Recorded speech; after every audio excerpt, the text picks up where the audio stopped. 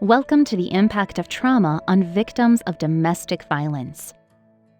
Let's start by watching a brief video of an on-scene response to Miss Martin, who has called the police to report abuse from her husband. Maria's husband has been abusive towards her for 5 years. The abuse has been constant, causing Maria to have low self-esteem and no longer trust her own judgment. She can't sleep and has been feeling depressed. Thank you for coming. Sorry about the mess. We're glad you reached out. Would you like to sit down? Sure. Do you mind if I sit here? Please do. Are you comfortable chatting with us right now?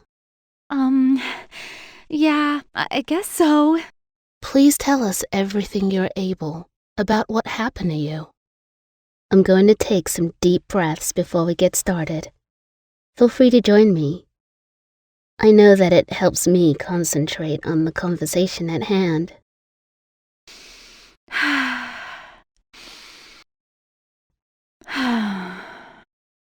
As we talk, feel free to get a glass of water or take a break at any point.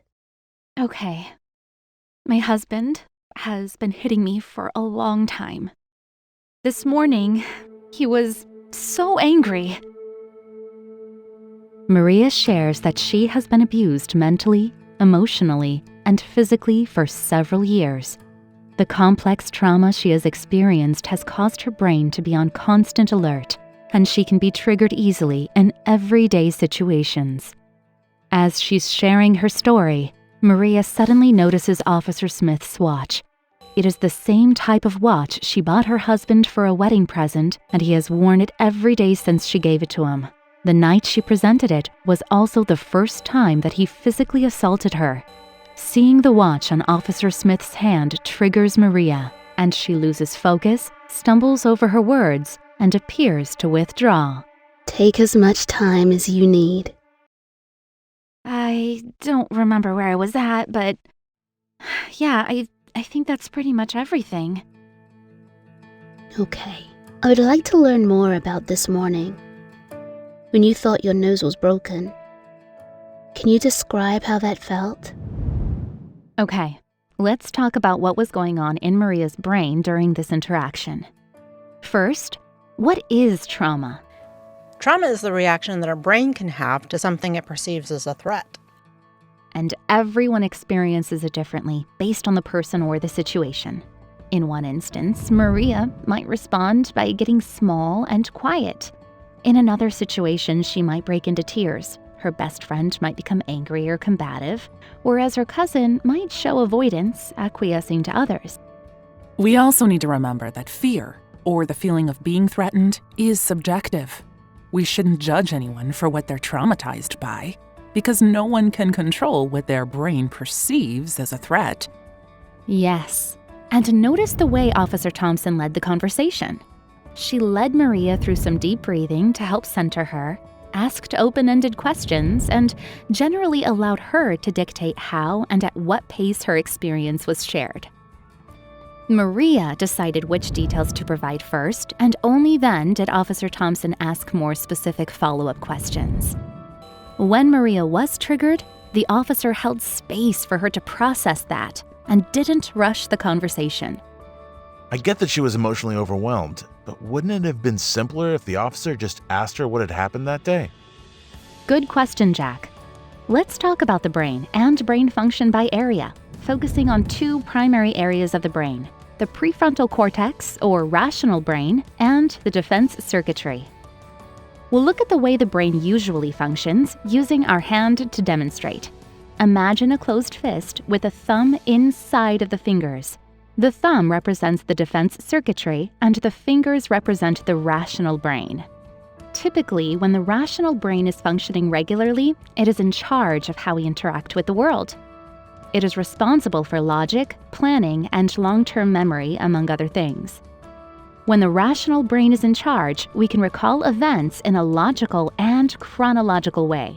And just like the fingers and thumbs are touching, when there is no perceived threat, the rational brain and the defense circuitry are connected, working together.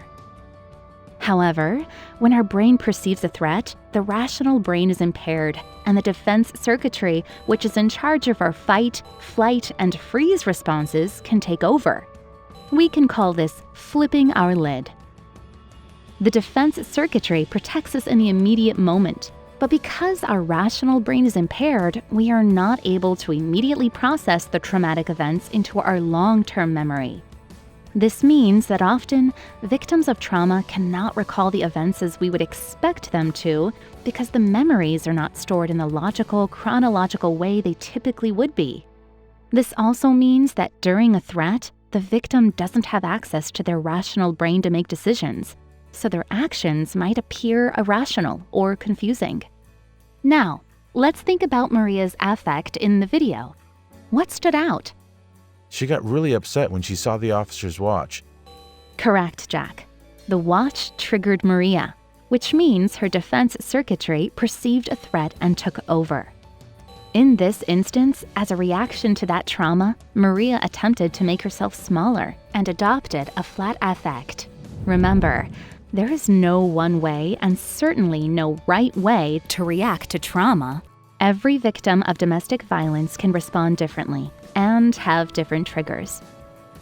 Okay, but we're only on scene for a short amount of time, and there's so many other details we have to pay attention to in order to do our jobs effectively.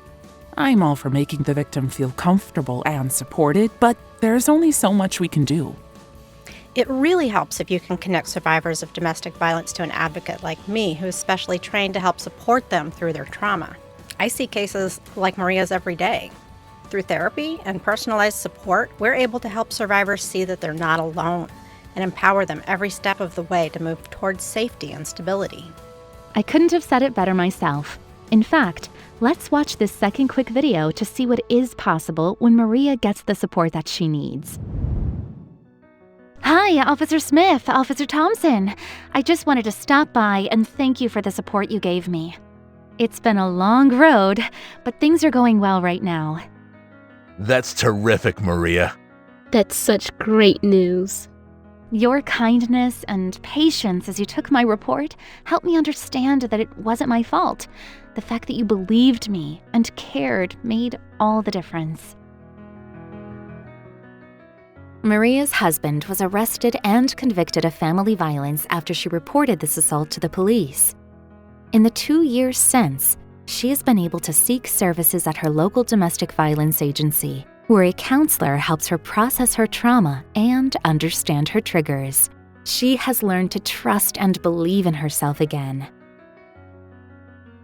To learn more about how you can support victims of abuse, visit these websites: www.instituteccr.org/roll-call, www.genesisshelter.org, www.conferencecaw.org.